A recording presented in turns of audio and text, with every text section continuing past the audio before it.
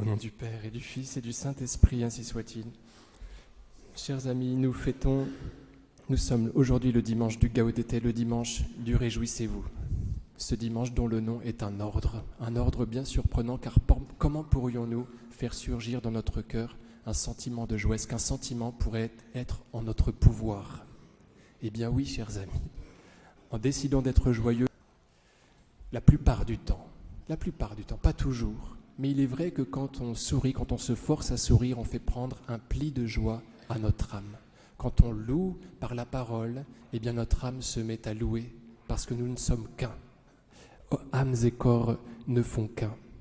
Et donc on peut se forcer à se réjouir. Cependant, il faut bien admettre que parfois, nous sommes vraiment plombés par la vie, par les épreuves, et que nous n'arrivons pas à nous élever à cette joie. Alors comment saint Paul pourrait-il prétendre nous faire ce commandement-là, d'être toujours joyeux? Gaudete semper in Domino, dans le Seigneur. Et c'est là que nous sommes certains de pouvoir toujours nous réjouir, si nous voulons bien rester dans le Seigneur. Car comme dit sainte Thérèse des Andes, Dieu est joie infinie. Et si nous sommes en lui, nous sommes constamment réjouis. Vous voyez, donc ce commandement de saint Paul pourrait très bien porter sur, vous voyez, un petit effort de volonté à être joyeux, mais surtout, il porte sur la station en le Seigneur. Je ne sais pas si je me fais comprendre. Réjouissez-vous toujours dans le Seigneur, autrement dit, soyez toujours dans le Seigneur. C'est là-dessus que porte le commandement, pour être toujours joyeux, étant donné que Dieu est joie infinie. Soyez toujours joyeux dans le Seigneur, c'est tout d'abord.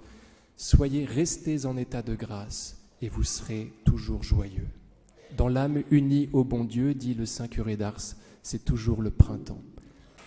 Malheureusement, nous nous en apercevons souvent par défaut. Le jeune homme riche, vous savez, quitte le Seigneur Jésus qu'il aimerait bien suivre, auquel il demande de pouvoir entrer à sa suite. Il le quitte. Dans quel état d'esprit? Vous vous souvenez? Il le quitta tout triste. Exactement. Anselme le savait. Il le quitta tout triste, autrement dit, il aurait bien aimé pouvoir rester avec lui. Il se rend compte qu'avec Jésus, cela aurait été bien. Vous savez, juste après, le Seigneur Jésus dit à ses apôtres qu'il est impossible aux riches d'entrer dans le royaume des cieux. Ses apôtres lui répliquent « Qui alors peut être sauvé ?» Et le Seigneur Jésus de déclarer que rien n'est impossible à Dieu. Et on imagine que le Seigneur Jésus a dû travailler l'âme de ce jeune homme riche et que finalement, en faisant grandir son désir, ou plutôt sa tristesse de n'être pas avec lui, il l'a fait revenir à lui, puisqu'il est le maître du désir. Donc on s'en rend compte, vous voyez, souvent quand on n'est plus avec Jésus, que c'était bien quand on était avec Jésus. Pensez aussi à Bartimée, qui crie sa détresse alors qu'il est hors du chemin, à l'entrée de Jéricho. Or, qui est le chemin? Le Seigneur qui a dit « Je suis le chemin, la vérité et la vie ». Bartimée est triste parce qu'il est à l'extérieur du chemin, parce qu'il est à l'extérieur du Christ. Et bien sûr, il y a le fils prodigue. Est-ce qu'il est heureux quand il s'est émancipé de son père, quand il lui a demandé la part qui lui revenait, qu'il est parti et qu'il a dépensé tous ses biens? Un petit peu comme Charles de Foucault. Non, il est extrêmement triste et il prévoit de revenir à son père pour être à nouveau joyeux. Donc on est toujours heureux avec Jésus. Malheureusement, c'est souvent en négatif, par défaut, que l'on s'en rend compte. Regardez le frère aîné du prodigue. Est-il heureux dans la maison de son père? Non, il ne l'est pas. Il est jaloux de son frère quand son frère revient parce qu'une fête est organisée pour lui. Et alors son père est obligé de sortir à sa rencontre et de lui présenter des excuses et de lui dire « Il fallait bien qu'on se réjouisse parce que ton frère était perdu, il est retrouvé parce qu'il était mort et qu'il est revenu à la vie. Mais toi, tout ce qui est à moi est à toi. Et si tu es malheureux, c'est parce que tu omets de me demander de te réjouir. » Donc quand on est en état de grâce, cela ne suffit pas. Il faut encore puiser la sève qui est dans le Seigneur Jésus. Il faut non seulement être accroché à la vigne comme de bons sarments, mais demander que la sève, qu'est la vie éternelle, nous imprègne. Vous voyez, il n'y a que deux conditions pour être heureux. Il faut être en état de grâce. Il faut ensuite demander au Seigneur Jésus régulièrement de nous réjouir d'une joie surnaturelle. Alors, il y a un autre commandement qui arrive juste après et qui est, à mon avis, de l'humour de la part de saint Paul. Regardez ce qu'il dit, que votre sérénité soit remarquée de tous les hommes en latin, c'est modestia vestra, modestia. Vestra notacit omnibus hominibus. Que votre modestie, que votre humilité, on pourrait dire aussi, que votre humilité soit connue de tous les hommes. Si je cherche à faire connaître mon humilité, est-ce que je suis encore humble ? Ce n'est pas sûr, voyez. Donc je pense qu'il y a un petit peu d'ironie de la part de saint Paul. Il voudrait que notre humilité soit tellement grande que tout le monde la connaisse. Que votre modestie soit connue de tous les hommes. Alors pourquoi fait-il ce commandement d'une grande humilité juste après nous avoir prêché la joie ? C'est parce que par notre humilité, nous nous attirons Dieu. Souvenons-nous des paroles du Magnificat.